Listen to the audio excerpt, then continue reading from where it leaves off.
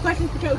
James, in your time at Penn State, you've been a huge advocate for the whiteout, encouraging fans to wear white from head to toe. You yourself haven't worn white since 2015, and your team's never worn all white for the occasion. Why haven't you been following your own advice? Wow.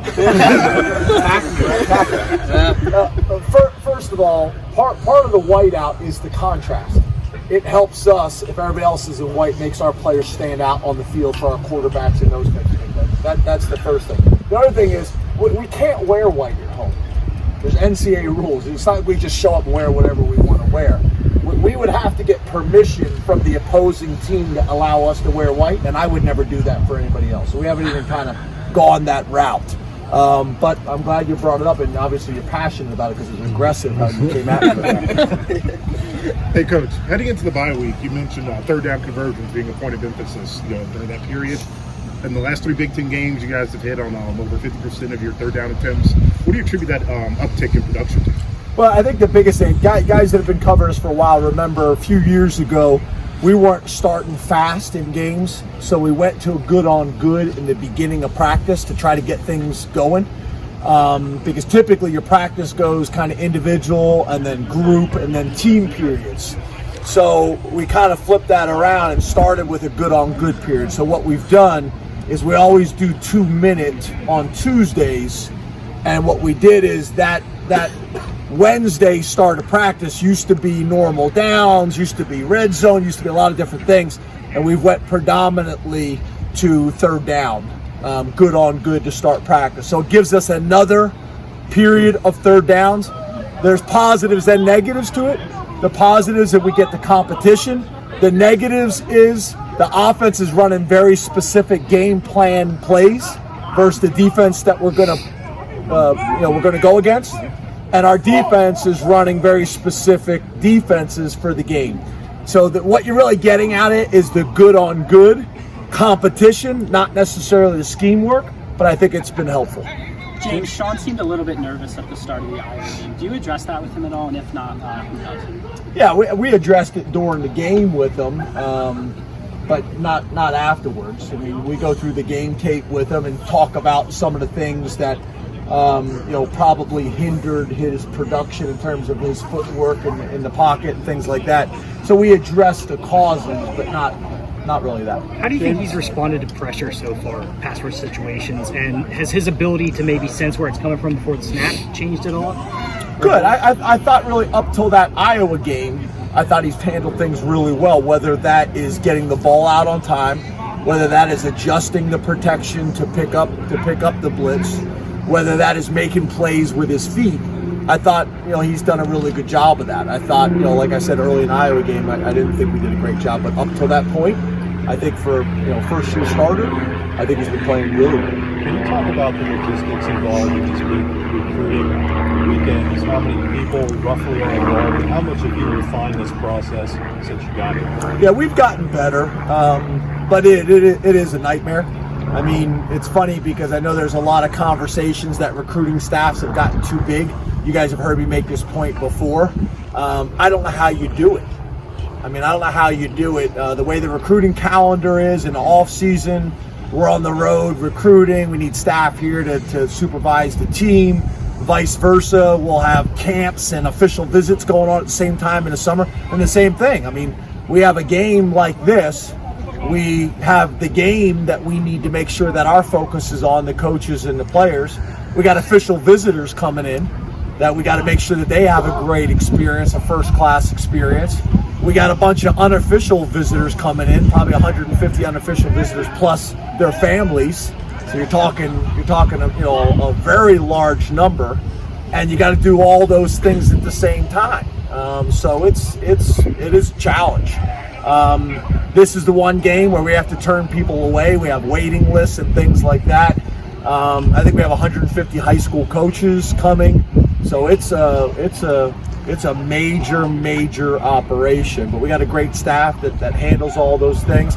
The other thing that helps us is we got a stadium that supports it. A lot of times the numbers can't be big because they don't have a stadium to support it. They got to turn people down, which is also problematic. So all those things is helpful, but it's a major operation. We were talking to Garrett Taylor earlier today, and he was talking about the buy-in to some of the stuff that Brent uses, like the the mayhem like competitions and things like that. Has he always used those things as long as you've known him, or I guess have you seen that kind of thing like develop? You know, it's like anything else. Just like the offense, defense, and special teams evolved over time. We've always done awards, but the awards have grown. One of the awards that I really like that the defense is doing that I brought up last year that they've incorporated is a Keystone Award. And we kind of explained, obviously we're the Keystone State, we kind of explained what a keystone is from an architecture standpoint. You know, obviously it's that stone that holds an arc together, you know, a piece together. Probably the most important piece in architecture. But for us, in our defensive awards, it goes to the guy that probably people don't notice, that allows our team to be successful, our defense to be successful. The guy doesn't show up in a stat sheet, but he's doing his job. So that Keystone Award's become a pretty cool thing kind of within our program. But typically you have offensive players of the week and defensive players of the week, but it's evolved and grown over time. And then obviously with Penn State, you know, and the Keystone and things like that, we've tried to do some things that, you know, are very specific to us. Given his age and his maturity, was there a point where you kind of felt, I'm not going to, okay, Pat Fryermuth was going to kind of be that guy to take on the leadership role that you've seen from him? Yeah, you got to also remember, as part of it too is you know, he was a post-grad kid. So, you know, he wasn't your typical freshman. And then he was also, you know, really physically developed already. He was a big guy. He's not like, you know, Brenton Strange has done a great job since he's got here of really developing himself into a legitimate Big Ten tight end. But when he got here, he was like 222 pounds. That wasn't the case for Pat. So I think that factors into it as well. Comes from a football family. I think that factors into it as well. So I think a lot of those things. Sticking with Pat, we had him on this morning, and he mentioned that it has been a challenge to see defenses counter what he did last year. Where did his 2018 success kind of open up for the rest of the offense in 2019? Yeah, I think, you know, obviously right now people go into us saying we got to make sure that KJ doesn't wreck the game, and we got to make sure that Pat Fryermuth doesn't wreck the game. I think people go in with that type of mentality each week. And fortunately, those two guys get it. They understand that when we can get them the ball, we're going to do it, but we're not going to force it to them. And that mentality of the people we're playing create opportunities for other people. Create opportunities in the running game, create opportunities for Jahan Dotson and Shorter and Daniel George and so on and so forth. So, and Bowers. You know, I think Bowers is a great example, especially the two tight end sets. So it's all of it. And, you know, I think our coaches are doing a really good job of understanding all that and balancing it at all. We've been very balanced, I think, pretty much all year long on offense. So I think all those things are positives. Who's been the keystone of the team so far? We only do it on defense. No, I mean overall. The guy that's kind of that we don't know that's holding it together. Yeah, I would say on offense, you know, it's those offensive linemen like Menet and Fries and Gonzo. You know, probably guys that don't get their name in the paper a whole lot. I'll probably say the whole line, to be honest with you. We talked about Rasheed Walker as a guy we're not talking about, which is a positive. You know, Miranda's done a nice job. So with the offense, I would say it's the O-line, just because the nature of how the offensive line works. You know, defensively, you know, in years past, you know, it's the nose guard that maybe doesn't show up in a stat sheet that's eating up a double team all the time. You know, so maybe you could say, you know, P.J. Mustipher and Shelton, probably the combination of those two guys, I would say probably fall into that category. But you kind of caught me off guard. And then I'd say Stoll. You know, if you're never talking about the long snapper, that's probably a good thing. You know, he would probably be the other guy to fall into that type of category. The formations you use over the course of the season don't change too much, but the diversity that you have out of those formations seems to expand as the year goes on. What kind of dictates that timeline, and is there a point you try and get to, or is it just a matter of kind of adding pieces? Yeah, I think that's a really good question. So for us, a lot of people are multiple personnel, multiple formation.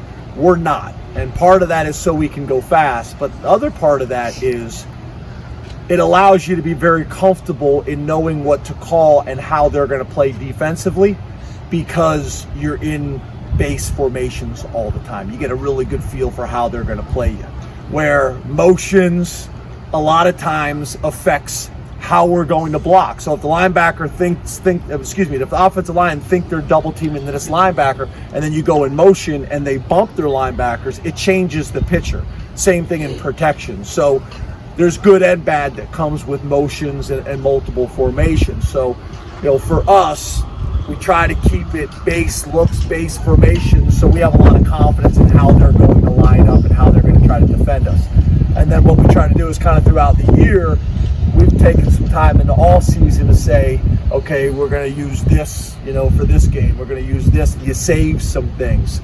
Very similar to a few years back against Michigan, we hadn't shown the running back wildcat formation where we shifted at the last second, things like that. So try to sprinkle a few things like that in each week. But I think your point is a good one. I think you said yesterday that you've been trying to explain to Coach Parker, about the whiteout since he hasn't experienced it. When you first Coach Lord. Sorry. When you first got here, did someone explain it to you? Did you understand kind of what it was before you got here? I think it's one of those things that people can explain it to you all you want, but until you kind of experience it yourself, it's hard to experience. And I've been in some pretty good environments. I was a head coach in SEC. Obviously, I coached with the Green Bay Packers. So I've been in a pretty good environment. So you think you understand what it's going to be like, but until you get in there and you kind of feel the electricity. Plus, it's different. It was the first time for me and most of these coaches too, where that type of environment is cheering for you. I've been on the other end of that, not nearly as fun.